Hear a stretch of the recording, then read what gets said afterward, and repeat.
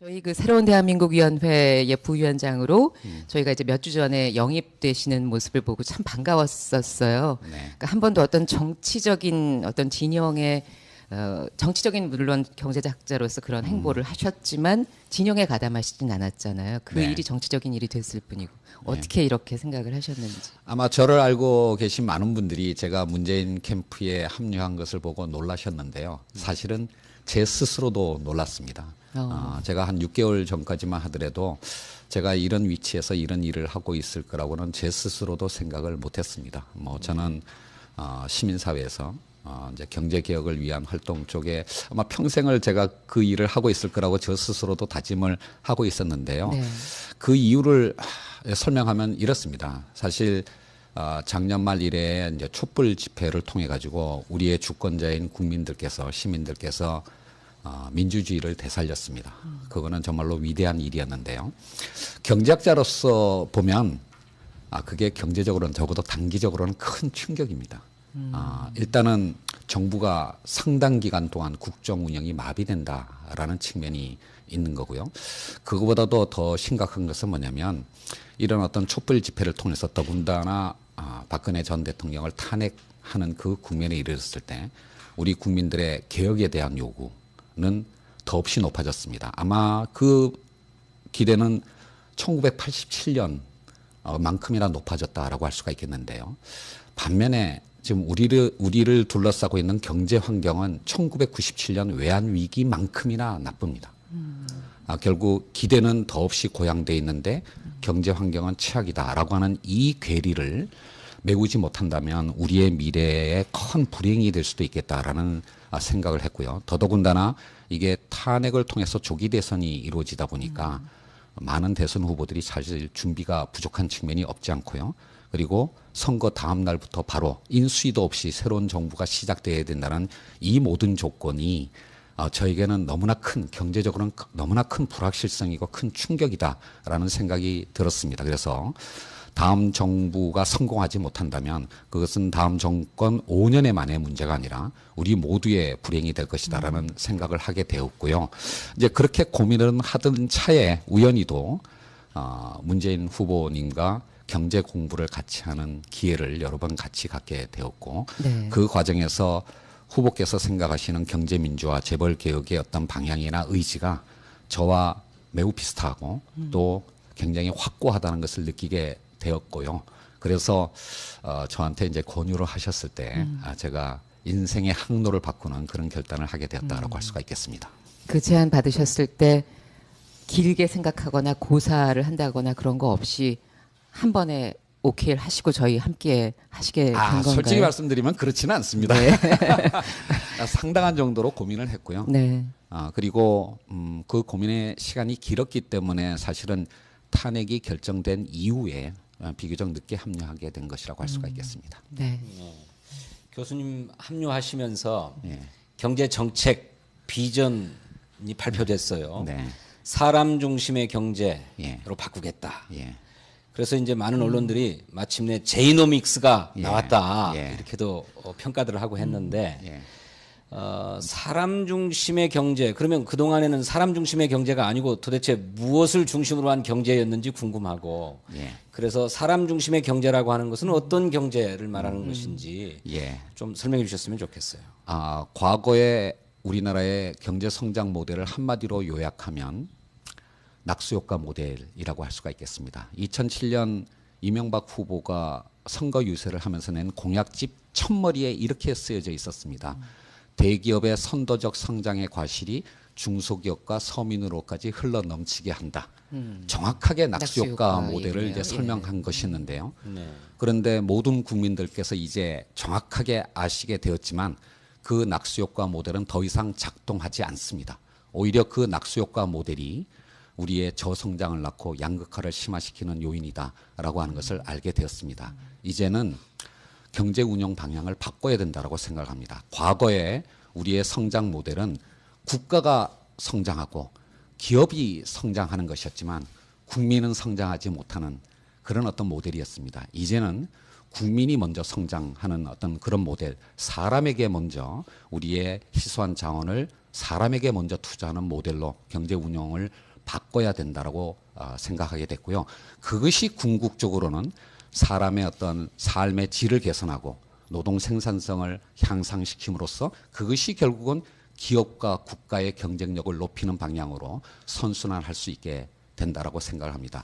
구체적으로는 사람에 대한 투자라고 하는 것이 뭐냐면 교육과 보육, 의료, 보건, 환경 등등 우리의 삶의 질을 결정하는 그런 사회 서비스 분야에 이제 투자를 한다라고 하는 것인데요. 그것이 가져오는 효과는 크게 보면 한 세 가지로 나눌 수가 있습니다. 첫 번째, 지금 내수가 너무 침체돼 있습니다. 네. 그래서 이제 정부가 사회 서비스 분야에 적극적으로 투자를 함으로써 재정을 확대함으로써 일단 경기 회복에 마중물 역할을 한다라고 하는 것이 첫 번째고요.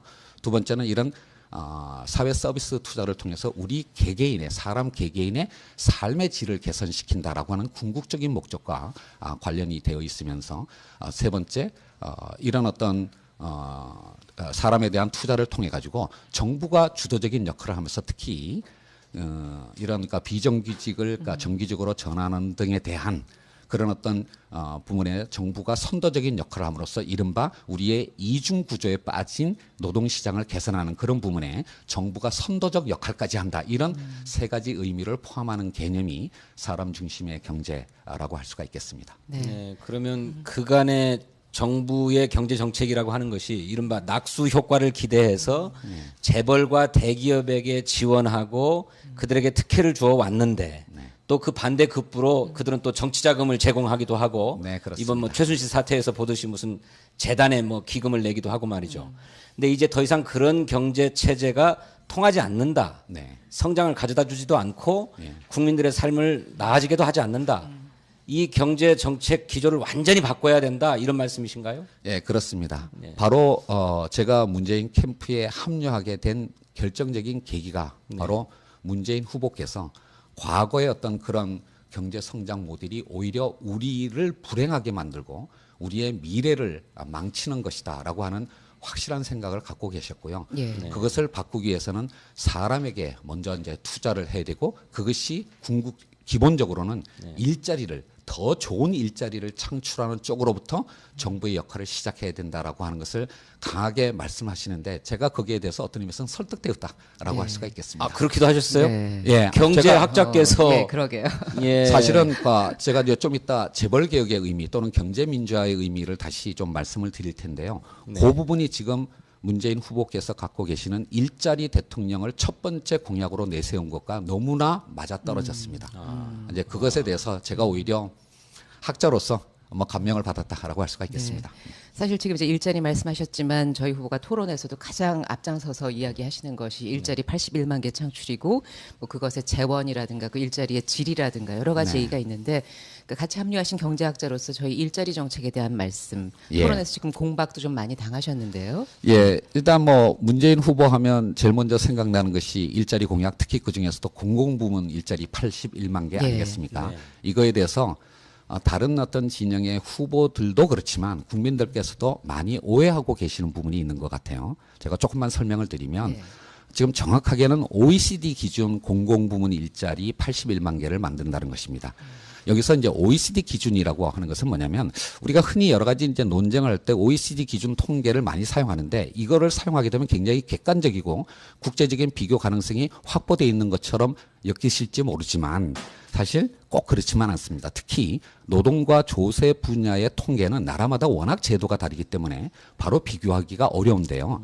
OECD 기준 공공부문이라는 것의 의미가 뭐냐면 이게 절대 공무원이 아닙니다.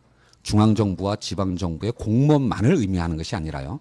이분들께 제공하는 임금의 일부라도 공적인 자금이 포함되어 있으면 그것은 OECD 기준 공공부문 일자리라고 얘기를 하는 겁니다. 따라서 정부의 공무원뿐만 아니라 우리가 흔히 생각하는 공공기관 임직원은 말할 것도 없고 예를 든다면 우리나라의 사립학교 교원들이나 또는 사립유치원의 선생님들도 상당한 정도 국고 보조가 이루어지고 있지 않습니까? 그렇죠? 네. 바로 OECD 기준 공공부문 일자리에 따르면 이분들이 다 공공부문 일자리에 포함됩니다.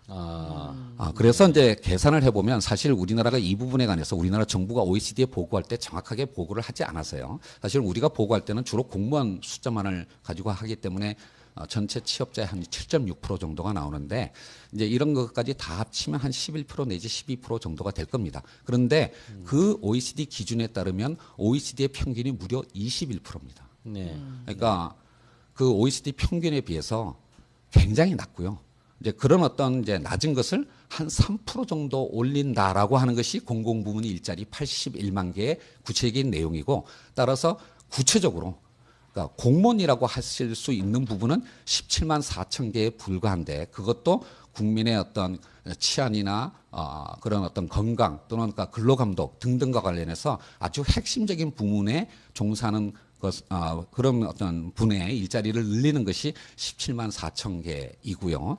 나머지는 뭐냐면 이제 교육, 보육, 건강, 의료 등과 같은 사회 서비스 분야의 공공기관이나 또는 민간 수탁 부문에 맡기는 그 부분이 한 34만 개 정도 되고 놀라실지 모르지만 우리나라의 공공부문에 비정규직이 30만 개가 있습니다. 네, 그런 것들을 점차 정규직으로 전환하고 근로시간을 단축시키는 등의 방법으로 하는 것이 30만 개입니다. 그러니까 이렇게 해서 구성된 것이 81만 개이기 때문에 이 모두를 국민의 세금으로 공무원으로 한다라고 하는 것은 사실은 알고도 이런 말을 한다면 이런 비난을 한다면 그거는 정말 마타도화가 될 경제학자 거고요. 선배가 계속 그러시는 거잖아요. 토론에 나와서. 그리고 모르고 했다면 공부가 부족한 것이라고 할 수가 있겠습니다. 이런 공공부문 81만 개의 일자리 창출을 통해서 다시 한번 말씀드리지만 지금 기능이 정지되어 있는 그런 우리나라의 노동시장을 다시 활성화하는 마중물 역할을 하면서 동시에 비정규직이 포함되어 있는 이런 것을 정규직으로 바꿈으로써 정부가 착한 사용자의 선도적 역할을 한다라고 하는 그런 의미까지 포함되어 있는 것입니다. 한 말씀만 더 드리면 다른 후보들께서 일자리는 민간과 시장이 만드는 것이다라고 얘기하고 있습니다. 원론적 정답입니다. 하지만 대통령으로서 국정 운영을 경제학 원론으로 할 수 있는 것은 아닙니다. 경제학 원론 배운 대학교 1학년이 대통령이 될 수 있는 것은 아니지 않습니까? 그렇죠? 이런 원론만을 얘기한다고 해서 대통령의 자격이 인정되는 것이 아니고요. 우리의 현실을 구체적으로 진단하고 이 상황 속에서 정부가 대통령이 무엇을 해야 하고 할 수 있는지를 정확하게 선별해서 그것을 투명하고 책임성 있게 집행하는 것이 대통령의 책무일 것입니다. 그런 면에서 본다면 저는 많은 후보들 중에서 우리 문재인 후보만이 정확하게 현실을 인지하고 있고 그리고 그것을 수행할 수 있는 능력을 가진 분이라고 생각을 합니다. 네. 네. 아니, 진성준 단장님이 제가 이제 그 토론 때문에 같이 회의를 해보면 그 박학하고 그 오름에 제가 참 감동받을 때가 많은데 이 진성준 의원이 이렇게 거의 입을 벌리고 감탄하면서 무슨 야학에 온 학생인 것처럼 이렇게 열심히 들으시는 게 제가 다 옆에서 뿌듯하네요. 우리가 무슨 야학에 온 학생들 같아요. 그러니까 저 정통 경제학자로부터 저런 말씀을 들으니까 왜냐하면 문재인 후보도 이와 같은 견해를 많이 피력했지만 저 그냥 정치적인 논리다 이렇게 보는 사람들이 꽤 있었거든요. 그런데 제가 교수님도 경제학자고 또 저 바른정당의 유승민 후보도 미국에서 공부하고 온 경제학자라는 것 아닙니까? 아닙니까? 그런데 교수님은 정부의 역할을 방기하면 안 되고 적극적으로 역할을 해야 된다. 그 경제학 교과서만 갖고 저 정치하는 것 아니지 않느냐라고 말씀하시는데 왜 유승민 후보는 그렇게 얘기를 합니까? 또 안철수 후보는 이른바 벤처 사업가 출신 아닙니까? 뭐 실물 경제를 좀 안다는 사람이 어찌 뭐 일자리는 민간 기업이 만드는 거지 정부가 만드는 거 아니다라는 똑같은 얘기를 하고 있는지 모르겠어요. 물론 이제 경제학에도 여러 가지 학파가 있고요. 뭐 이념적 스펙트럼이 다양합니다. 뭐 그런 면에서 본다면 저는 이제 뭐 좌파까지는 아니고요. 뭐 제 스스로 생각하기에는 중도 좌파라고 생각을 하고 있고 사실 제가 가장 모델로 삼는 경제학자는 20세기의 가장 유명한 경제학자인 존 메이나드 케인스입니다. 케인스. 대공황 시절에 바로 이제 거시경제학을 창시한 케인스인데요. 케인스가 이런 말을 했어요. 저 영어로 해서 죄송합니다. 발음이 나쁘지만 In the long run, we are all dead. 장기적으로는 우리 모두 죽습니다. 30년 후에 도달할 그 멋진 신세계를 얘기하는 것만으로 현실의 문제를 해결할 수 없습니다. 지금의 시장은 제대로 기능하지 못합니다. 시장이 제대로 기능하면 그 시장에서 민간이 일자리를 만들어낼 겁니다. 하지만 지금의 시장은 그런 역할을 하지 못하고 있기 때문에 이 상황에서는 바로 정부가 그 침체된 시장을 살리는 역할을 해야 된다라고 하는 것이 그게 바로 케인스의 네. 주장이라고 저는 생각을 하고요. 유승민 후보 솔직히 말하면 제 학교 선배입니다. 예. 뭐 같은 예. 과 선배신데요.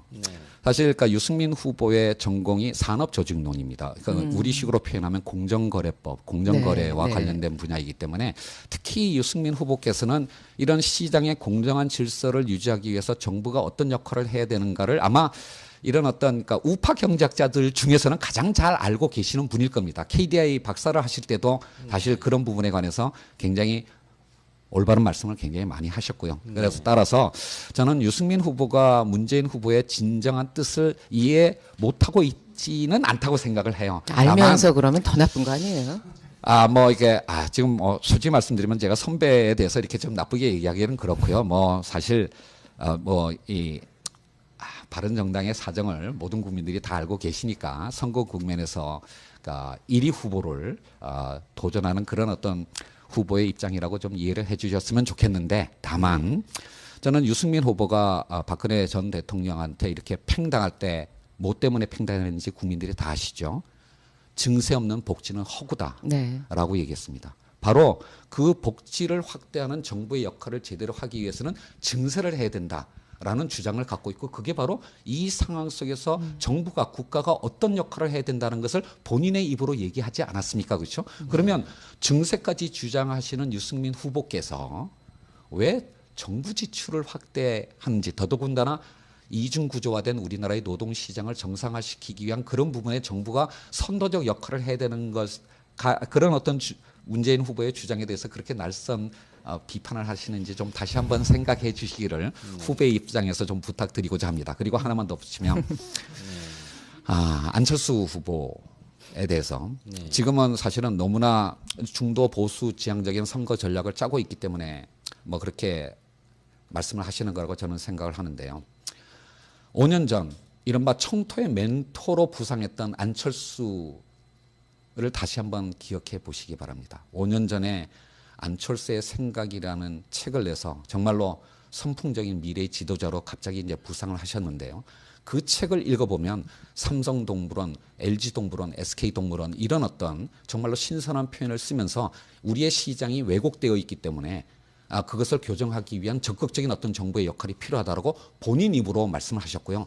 그 책에 들어가 있는 재벌개혁 정책의 상당 부분은 사실은 제 거였습니다. 그러니까 5년 전에는 그렇게 말씀하셨던 분이 이제 와서는 굉장히 다른 어떤 말씀을 하시는 걸 보고 저는 솔직히 말해서 좀 실망을 했고요. 그래서 저는 이렇게 말씀드리고 싶어요. 지금의 안철수 후보는 권력 의지는 강해졌을지 모르지만 개혁 의지는 5년 전에 비해서 매우 약해졌다. 퇴색했다. 지금의 안철수는 5년 전의 안철수가 아니다라고 말씀드리고 싶습니다. 예, 재벌 개혁 지금 이제 말씀 나왔는데 뭐 아주 전문 분야신데 구체적인 저희 문 후보의 공약으로서의 재벌 개혁 조금 말씀을 들어볼까요? 예, 사실 경제민주화 내지 재벌 개혁에 대해서 모든 국민들께서 그게 필요하다, 당연하다, 당이다라고 생각을 하실 겁니다. 그런데 사실 우리 국민들께서 갖고 계신 이 경제민주화 내지 재벌 개혁에 대한 인식이 좀 낡은 것이 아닌가라고 저 스스로는 생각을 하고 있습니다. 우리가 갖고 있는 경제민주화는 한마디로 표현하면 김종인 박사의 경제민주화입니다. 1987년 헌법을 만들 때 119조 2항 경제민주화 조항을 만드신 분이 김종인 박사라고 하는 것은 모두가 다 알고 있죠. 그런데 김종인 박사의 경제민주화가 과연 무엇일까요? 본인 스스로 한 번도 제대로 설명한 적은 없는데 역시 5년 전에 2012년에 왜 지금 경제민주화인가라는 책을 내셨는데 거기 정확하게 표현이 되어 있습니다. 경제권력 즉 재벌이 너무 힘이 세지면 안 된다. 따라서 그 경제권력 위에 정치권력이 올라가서 정치권력이 경제권력을 통제해야 된다라는 것이 바로 김종인 박사님의 경제민주화의 사실은 핵심입니다. 그렇기 때문에 끊임없이 대통령의 의지를 강조하시는 그런 내용을 말씀을 하시는데요. 그런데 이것이 1987년 상황에서는 옳고 유일한 방법이었을지 모릅니다. 그 당시에는 이른바 3조 호황을 통해서 한국 경제가 단군 이래의 최대 호황을 누릴 만큼 고도 성장을 했고요. 재벌들은 돈을 벌었습니다.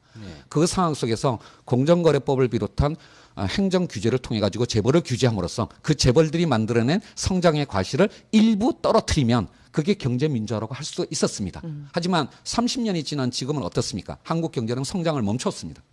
재벌들은 돈을 벌기는 크는 상당수의 중견 재벌들은 부실 상태를 보이고 있습니다. 이런 상태에서 30년 전에 재벌 개혁의 방법론을 지금도 계속 주장하는 것은 그건 맞지 않다고 생각합니다. 이제는 재벌 개혁, 경제 민주화의 목표는 동일하다고 하더라도 그것에 대한 어떤 접근 방법은 달라진 어떤 경제 환경에 맞춰서 달라져야 된다고 생각합니다. 그런 의미에서 저는 제가 제 별명이 재벌 개혁 전도사, 좋게 표현하면 그렇고요. 나쁘게 표현하면 재벌 저격수, 삼성 저격수입니다. 그런 별명을 가진 제가 이렇게 말씀드리고 싶습니다. 재벌 개혁은 경제 민주화의 출발점일 뿐입니다. 경제 민주화의 본령은 하도급 중소기업, 비정규직 노동자, 영세 자영업자의 삶을 개선하는 겁니다. 바로 이것이 문재인 후보의 일자리 공약에 집약되어 있다라고 생각합니다.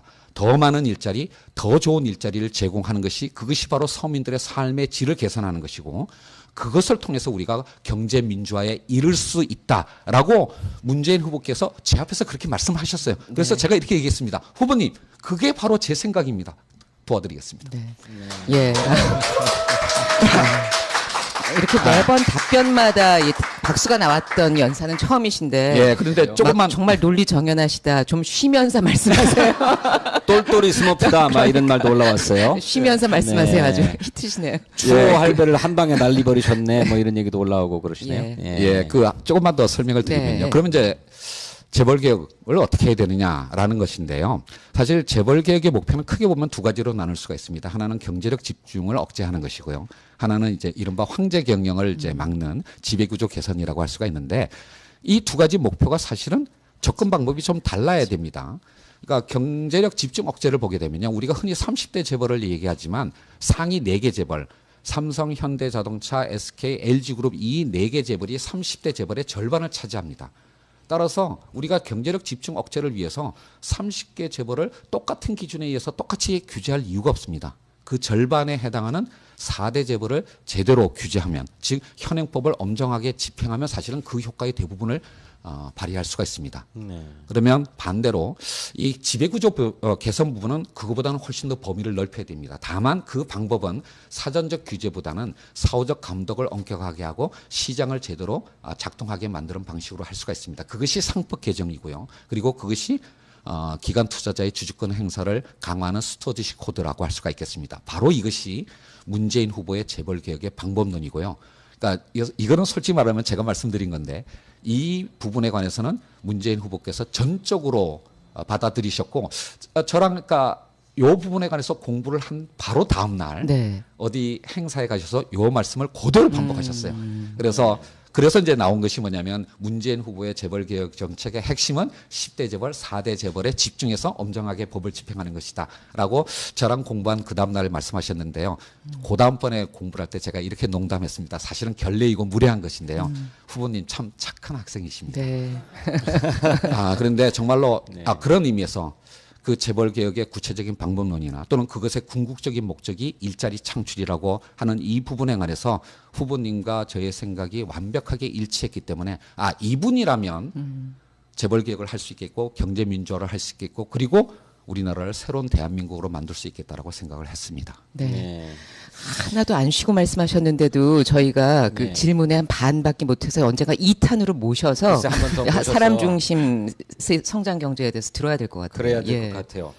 그 벌써 이제 우리 저 다음 순서로 넘어가야 될 시간이 된 것 같은데 교수님 제가 드리고 싶은 질문은 그렇게 이제 문재인 후보와 경제 철학이라고나 할까 경제 정책의 노선에 의기투합이 되셔가지고 야 이런 사람이라면 위기의 대한민국 경제를 살릴 수 있겠구나 또 우리 국민을 살릴 수 있겠구나 하고 이제 지지하기로 결심하고 또 실제로 또 참여도 하셨단 말이에요. 그런데 사실은 그런 경제 노선을 펼쳐 가는 데에는 적잖은 장애, 적잖은 저항이 있을 거다라고 모두가 보지 않습니까? 과거에 참여정부 때도 노무현 대통령이 서민 대통령을 표방했지만 나중에는 뭐 재벌들에게 권력이 다 넘어갔다라고 스스로 실토했던 것처럼 뭐 관료들의 저항, 재벌들의 저항, 또 기득권 세력들의 저항이 있을 텐데 그것을 우리 문재인 후보가 대통령이 되어서 제대로 극복해 갈 수 있겠는지 또 극복해 가자면 또 어떻게 해야 되는지 그 비결을 마지막으로 좀 말씀해 주셨으면 좋겠어요. 네. 예, 사실은 그 5년 전 선거 때 문재인 후보를 정말로 열심히 헌신적으로 도와주셨던 경북대학의 이정우 교수님한테 제가 여쭤본 적이 있습니다. 네. 참여정부가 왜 경제민주화 재벌개혁에 실패하였나요? 근데 그때 이정우 교수님께서 답변하신 그 내용을 네. 최근에 제가 후보님으로부터도 또 똑같이 들었습니다. 내용은 뭐냐면 2003년에 이제 참여정부가 취임을 했는데 하자마자 사실은 인수위 시절에 SK글로벌 분식회계 사건이 터졌고요. 한 달 만에 카드 대란이 터졌고 그 다음 달에 화물연대 파업이 있었습니다. 네. 그러니까 초반부에 워낙 어려운 일들이 연이어지다 보니까 사실 조중동에서는 바로 제2의 경제위기라는 식으로 공격을 하게 되었습니다. 이렇게 이제 경제가 어렵다 보니까 당시 이제 그 국정을 운영하시는 분들이 경제 문제에 대해서 이제 자신감을 가지지 못하게 되었고 예. 그러다 보니까 관료와 재벌에게 의존했다. 그러니까 이것이 바로 개혁에 실패한 가장 중요한 원인이다. 이렇게 이정우 교수님도 후보님도 말씀을 하셨어요. 제가 그 말을 듣고 제 생각과 역시 똑같았습니다. 그래서 저는 이렇게 생각했습니다. 사람이 성공하기 위해서는 계속 성공의 가도를 달려갈 수도 있겠지만 진정한 성공을 위해서는 실패를 통해서 거듭나는 그런 경험을 해야 된다고 생각합니다. 지금 문재인 후보와 그다음에 우리 민주당은 과거에 실패를 했습니다. 솔직히 부정할 수가 없는데요. 바로 그런 실패의 원인에 대해서 이제는 정확하게 알고 있기 때문에 그 실패의 길을 다시 반복하지 않을 거라고 저는 확신합니다. 마키아벨리의 군주론에 이런 말이 나옵니다. 지도자가 대중을 천국으로 이끌기 위해서는 지옥으로 이르는 길을 숙지하고 있어야 된다. 아하, 예. 실패하는 길을 알고 있기 때문에 그것을 피하고 성공할 수 있다고 생각을 합니다. 바로 그렇기 때문에 이 문재인 후보가 대통령이 되신다면 이제는 자신감을 갖고 그동안 준비해왔던 공약을 통해서 더 이상 관료와 재벌에 의지 않고 우리의 어떤 국정 철학과 국민의 여망을 바탕으로 해서 자신감 있게 국정을 일관되게 펼쳐나가신다면 성공한 대통령이 될 수 있고 우리의 새로운 미래를 열 수 있다라고 생각을 합니다. 확신합니다. 네. 그 제안 받으셨을 때 길게 생각하거나 고사를 한다거나 그런 거 없이 한 번에 오케이를 하시고 저희 함께 하시게 된 건가요? 솔직히 말씀드리면 그렇지는 않습니다. 상당한 정도로 고민을 했고요. 네. 그리고 그 고민의 시간이 길었기 때문에 사실은 탄핵이 결정된 이후에 비교적 늦게 합류하게 된 것이라고 할 수가 있겠습니다. 네. 교수님 합류하시면서 예. 경제 정책 비전이 발표됐어요. 네. 사람 중심의 경제로 예. 바꾸겠다. 예. 그래서 이제 많은 언론들이 마침내 제이노믹스가 예. 나왔다 예. 이렇게도 평가들을 하고 했는데 예. 사람 중심의 경제 그러면 그 동안에는 사람 중심의 경제가 아니고 도대체 무엇을 중심으로 한 경제였는지 궁금하고 예. 그래서 사람 중심의 경제라고 하는 것은 어떤 경제를 말하는 것인지 예. 좀 설명해 주셨으면 좋겠어요. 과거의 우리나라의 경제 성장 모델을 한마디로 요약하면 낙수효과 모델이라고 할 수가 있겠습니다. 2007년 이명박 후보가 선거 유세를 하면서 낸 공약집 첫머리에 이렇게 쓰여져 있었습니다. 대기업의 선도적 성장의 과실이 중소기업과 서민으로까지 흘러 넘치게 한다. 정확하게 낙수효과 낙수효과 모델을 얘기네요. 이제 설명한 것이었는데요. 네. 그런데 모든 국민들께서 이제 정확하게 아시게 되었지만 그 낙수효과 모델은 더 이상 작동하지 않습니다. 오히려 그 낙수효과 모델이 우리의 저성장을 낳고 양극화를 심화시키는 요인이다라고 하는 것을 알게 되었습니다. 이제는 경제 운영 방향을 바꿔야 된다라고 생각합니다. 과거에 우리의 성장 모델은 국가가 성장하고 기업이 성장하는 것이었지만 국민은 성장하지 못하는 그런 어떤 모델이었습니다. 이제는 국민이 먼저 성장하는 어떤 그런 모델, 사람에게 먼저 우리의 희소한 자원을 사람에게 먼저 투자하는 모델로 경제 운영을 바꿔야 된다라고 생각하게 됐고요. 그것이 궁극적으로는 사람의 어떤 삶의 질을 개선하고 노동 생산성을 향상시킴으로써 그것이 결국은 기업과 국가의 경쟁력을 높이는 방향으로 선순환할 수 있게 된다라고 생각을 합니다. 구체적으로는 사람에 대한 투자라고 하는 것이 뭐냐면 교육과 보육, 의료, 보건, 환경 등등 우리의 삶의 질을 결정하는 그런 사회 서비스 분야에 이제 투자를 한다라고 하는 것인데요.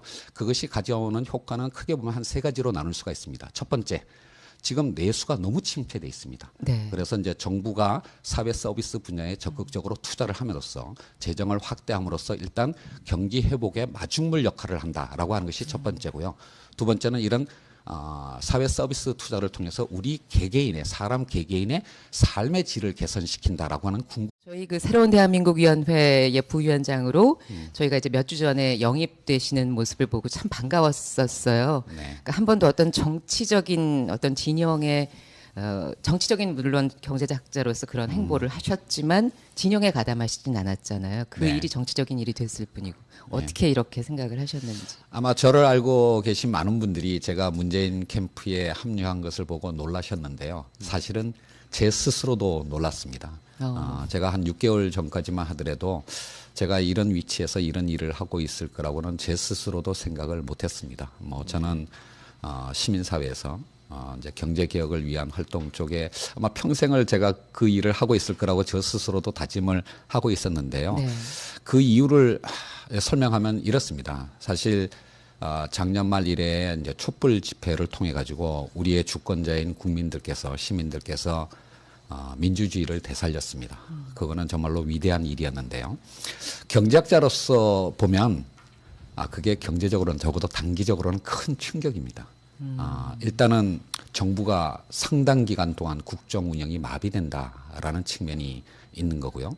그거보다도 더 심각한 것은 뭐냐면 이런 어떤 촛불 집회를 통해서 더군다나 박근혜 전 대통령을 탄핵하는 그 국면에 이르렀을 때 우리 국민들의 개혁에 대한 요구는 더없이 높아진 국적인 목적과 관련이 되어 있으면서 세 번째 이런 어떤 사람에 대한 투자를 통해 가지고 정부가 주도적인 역할을 하면서 특히 이런 그러니까 비정규직을 그러니까 정규직으로 전환하는 등에 대한 그런 어떤 부분에 정부가 선도적인 역할을 함으로써 이른바 우리의 이중 구조에 빠진 노동시장을 개선하는 그런 부분에 정부가 선도적 역할까지 한다. 이런 세 가지 의미를 포함하는 개념이 사람 중심의 경제라고 할 수가 있겠습니다. 네. 네, 그러면 그간의 정부의 경제 정책이라고 하는 것이 이른바 낙수 효과를 기대해서 재벌과 대기업에게 지원하고 그들에게 특혜를 주어 왔는데 또 그 반대 급부로 그들은 또 정치 자금을 제공하기도 하고 네, 그렇습니다. 이번 뭐 최순실 사태에서 보듯이 무슨 재단에 뭐 기금을 내기도 하고 말이죠. 근데 이제 더 이상 그런 경제 체제가 통하지 않는다. 네. 성장을 가져다 주지도 않고 네. 국민들의 삶을 나아지게도 하지 않는다. 이 경제 정책 기조를 완전히 바꿔야 된다. 이런 말씀이신가요? 예, 그렇습니다. 바로 제가 문재인 캠프에 합류하게 된 결정적인 계기가 바로 문재인 후보께서 과거의 어떤 그런 경제 성장 모델이 오히려 우리를 불행하게 만들고 우리의 미래를 망치는 것이다라고 하는 확실한 생각을 갖고 계셨고요. 예. 그것을 바꾸기 위해서는 사람에게 먼저 이제 투자를 해야 되고 그것이 궁극이었습니다. 아마 그 기대는 1987년 만큼이나 높아졌다라고 할 수가 있겠는데요. 반면에 지금 우리를 둘러싸고 있는 경제 환경은 1997년 외환 위기만큼이나 나쁩니다. 결국 기대는 더없이 고양돼 있는데 경제 환경은 최악이다라고 하는 이 괴리를 메우지 못한다면 우리의 미래에 큰 불행이 될 수도 있겠다라는 생각을 했고요. 더더군다나 이게 탄핵을 통해서 조기 대선이 이루어지다 보니까 많은 대선 후보들이 사실 준비가 부족한 측면이 없지 않고요. 그리고 선거 다음 날부터 바로 인수위도 없이 새로운 정부가 시작돼야 된다는 이 모든 조건이 저에게는 너무나 큰 경제적으로는 너무나 큰 불확실성이고 큰 충격이다라는 생각이 들었습니다. 그래서 다음 정부가 성공하지 못한다면 그것은 다음 정권 5년의 만의 문제가 아니라 우리 모두의 불행이 될 것이다라는 생각을 하게 되었고요. 이제 그렇게 고민을 하던 차에 우연히도 문재인 후보님과 경제 공부를 같이 하는 기회를 여러 번 같이 갖게 되었고 네. 그 과정에서 후보께서 생각하시는 경제 민주화 재벌 개혁의 어떤 방향이나 의지가 저와 매우 비슷하고 또 굉장히 확고하다는 것을 느끼게 되었고요. 그래서 저한테 이제 권유를 하셨을 때 제가 인생의 항로를 바꾸는 그런 결단을 하게 되었다라고 할 수가 있겠습니다.